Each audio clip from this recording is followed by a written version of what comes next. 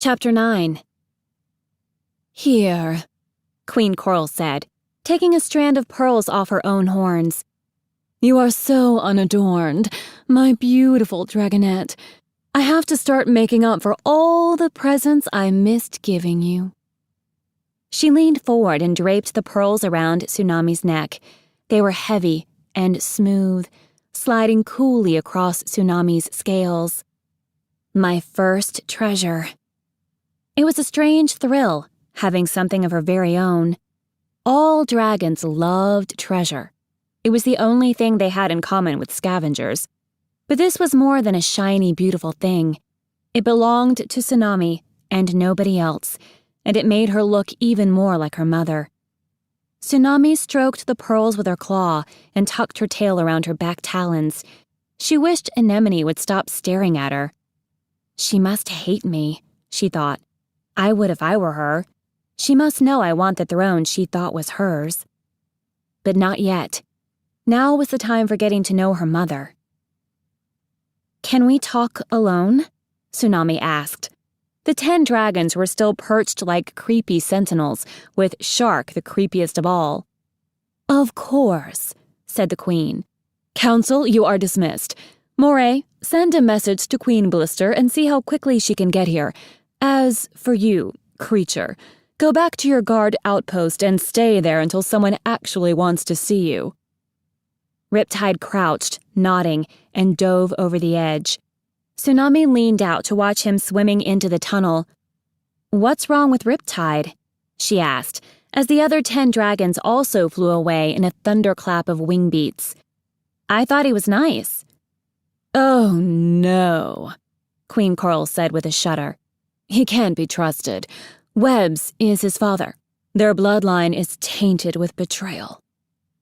Tsunami felt like a giant wave had just knocked her over. Webbs is his father? But she'd liked Riptide, and all along he was the son of her kidnapper, which he'd carefully never mentioned. What else hadn't he told her? Nasty family, Coral went on.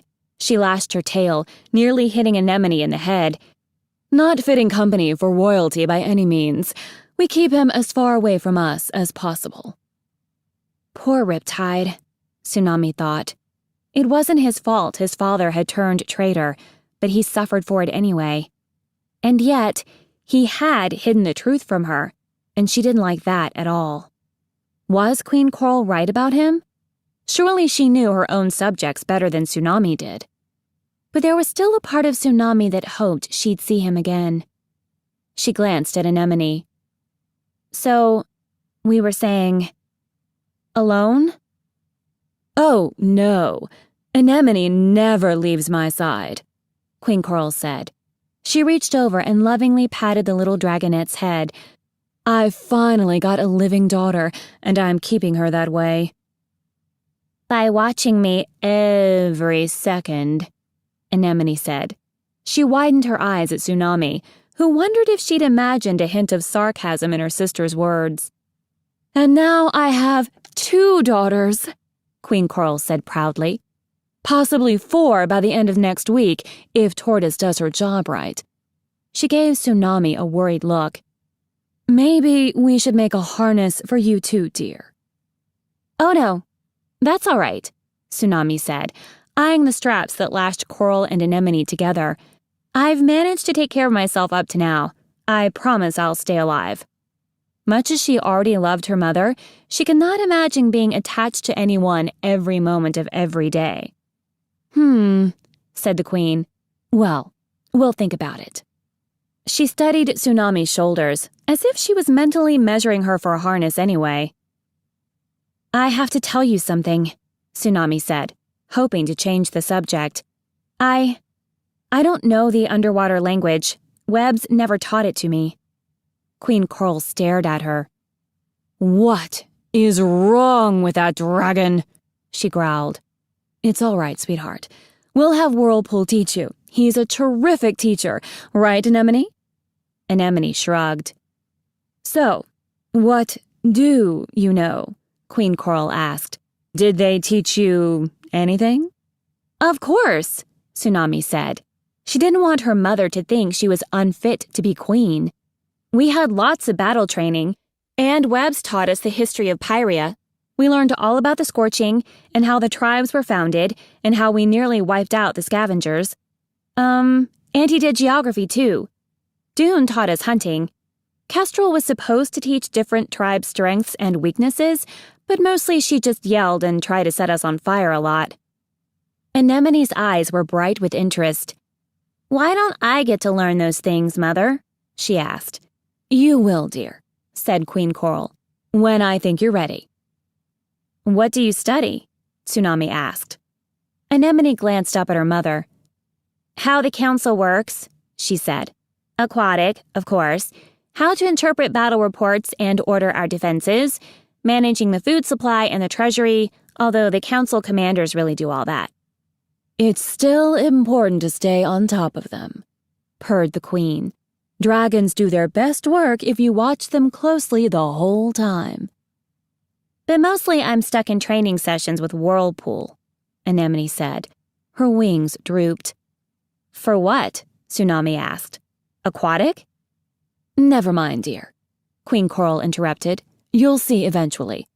Were the Talons of Peace very cruel to you?" "Terribly," Tsunami said. This was one of her favorite topics. "They never let us out of the caves at all.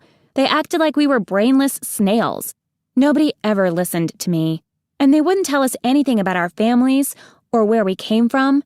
I only found out about you a few days ago." "My poor, poor baby," Queen Coral said, stroking Tsunami's head again. Exactly, Tsunami thought. This was the sympathy she'd always wanted, although she didn't appreciate the skeptical look on Anemone's face. "What are these?" Tsunami asked. She leaned forward and touched the dark stains on the queen's talons with one claw. They looked too dark to be bloodstains, but she couldn't guess what else they were. "The perils of my job," Queen Coral said with a laugh. "Well, my hobby.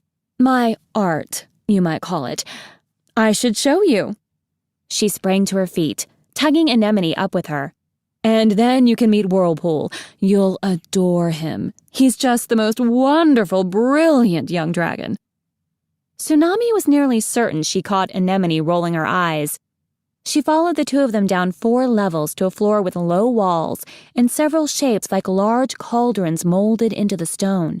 Black and blue webbed talon prints trailed all around the floor, and a raised podium stood at one end with space for an audience of 30 dragons in front. At the other end was a long gray stone table with a scroll spread out on it, held down at either end by a small seahorse carved of dark brown wood. Tsunami peered at the scroll, which looked only half-written. "That's my work in progress," Queen Coral said proudly. "Whirlpool, come here." She bustled over to one of the cauldrons, and Tsunami realized they were all packed with neatly rolled scrolls. "This is beautiful," she said, lifting one of the carved seahorses. They were heavy and intricately detailed, with curiously dragon-like expressions on their tiny faces. "Orca made those," Queen Coral said sadly. "My first daughter. She was a very talented sculptor." First daughter? What happened to her? Tsunami hadn't thought any of them lived long enough to become artists.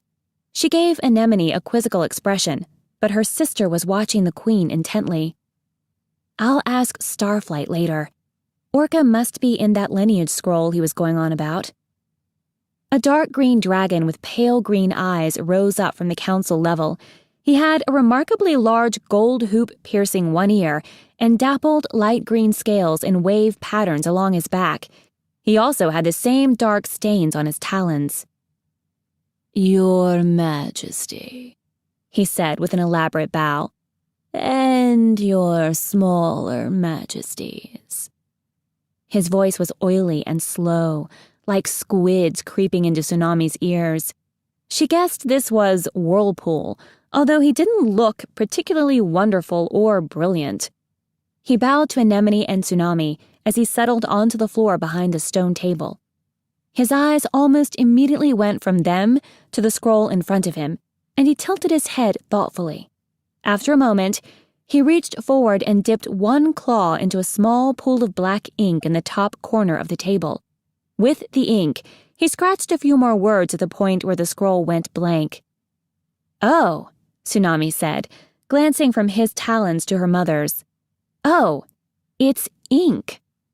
"Yes, dear," said Queen Coral. She pulled an armful of scrolls out of the cauldron. "It's a special formula made of squid ink and a touch of whale blood, so it never fades. Immortality is worth a few claw stains, don't you agree? Whirlpool invented it. He's terribly clever." She peered at the words he'd written. "Exactly what I was thinking. This is an exciting one, isn't it?" "Certain to win all the awards in the kingdom, Your Majesty," Whirlpool oozed. Queen Coral piled 4 scrolls into Tsunami's talons. "These are my favorites. You can read them all tonight, and tomorrow I'll give you 4 of my other favorites." "Read all these tonight?" Tsunami echoed, dismayed. Reading was Starflight's specialty. She liked it fine, but only if there were exciting stories and female warrior dragons. She didn't read very fast, and really, she'd rather be fighting something. "Start with this one," Queen Coral said, plucking one of the scrolls free. It was The Missing Princess. Relief flooded through Tsunami. "I've read that one," she cried. "That was my favorite story ever." "Really?" Queen Coral looked delighted, and Tsunami was pretty sure Anemone had rolled her eyes again. "I wrote it for you." "You—" Tsunami looked from Queen Coral to Whirlpool and the scroll on the table. "You wrote The Missing Princess?" "I wrote all of these." Queen Coral waved her talons at the scrolls in the cauldrons. "I'm really quite prolific. Whirlpool makes sure hundreds of copies are instantly made and distributed all over Sea Wing territory, and wherever else on Pyria we can send them. My communications herald, Moray, is in charge of the printer dragons who make the underwater copies. She also makes sure they go to all the schools. But Whirlpool organizes my readings here. Isn't he brilliant?" She lowered her voice and winked at Tsunami. "And don't you think he's very handsome?" Whirlpool looked up and gave Tsunami a toothy smile that didn't reach his eyes. His teeth were weirdly small, and his eyes were too pale and blobby, like frog eyes. Tsunami couldn't help thinking of Riptide, who was much more handsome if you asked her. Although she knew better than to tell Coral that. "He'll make a fabulous king one day," Queen Coral added in a loud whisper. "Oh dear." Tsunami hid her shudder. "Is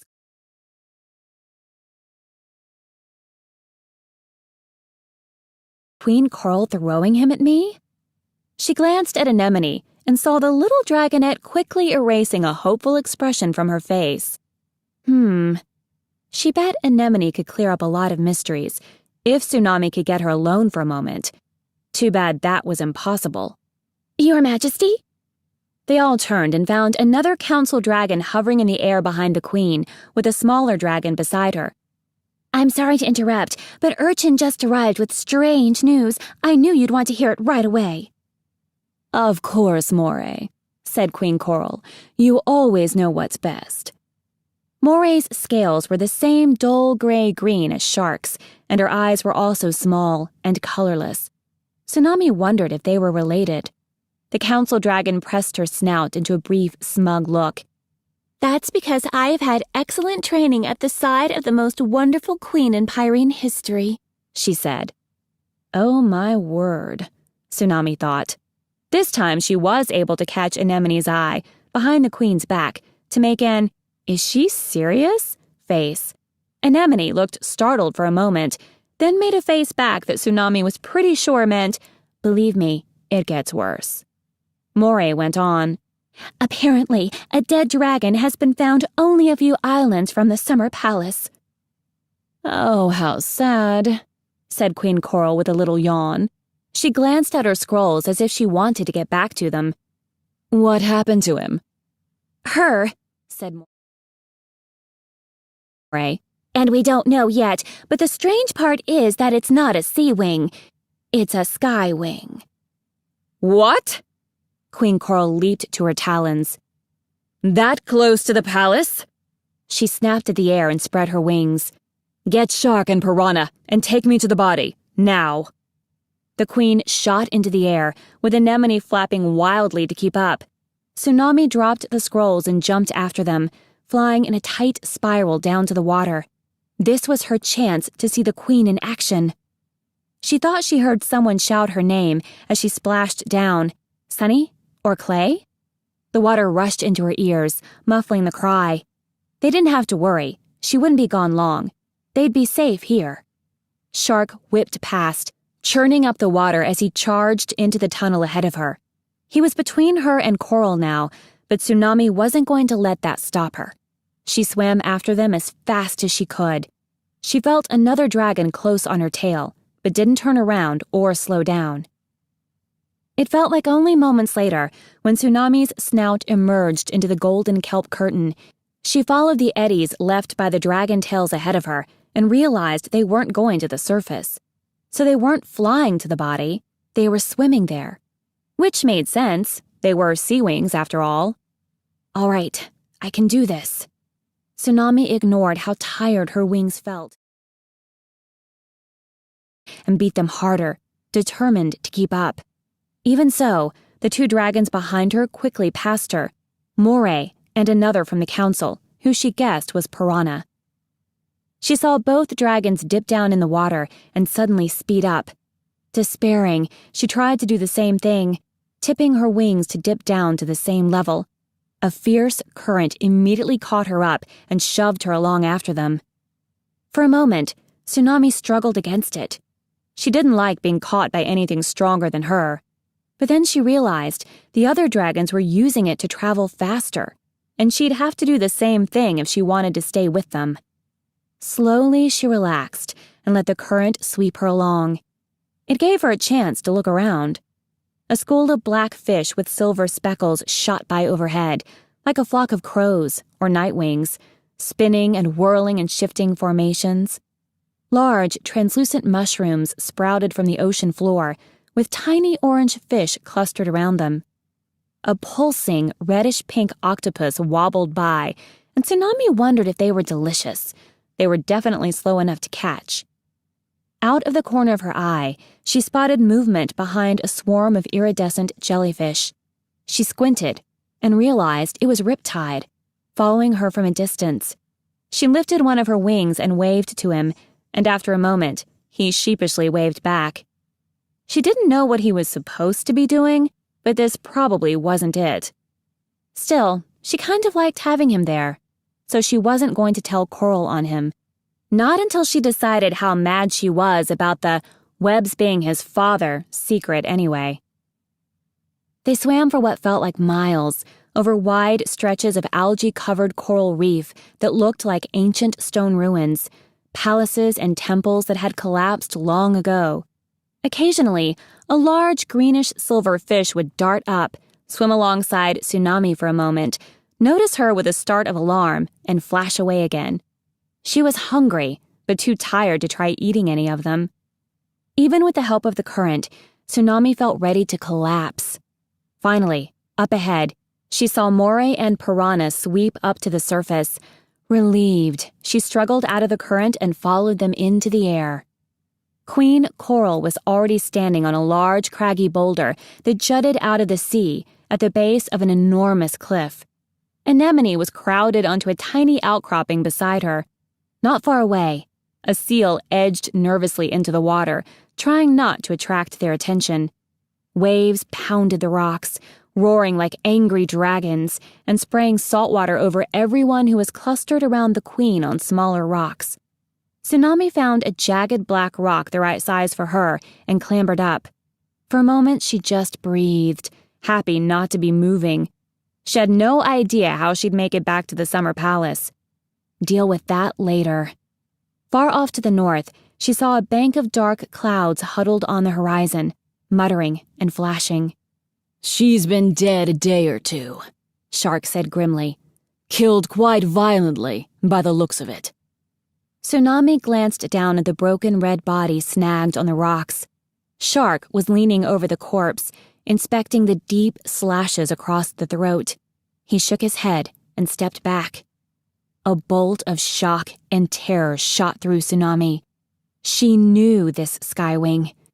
It was Kestrel, the dragon who'd raised them.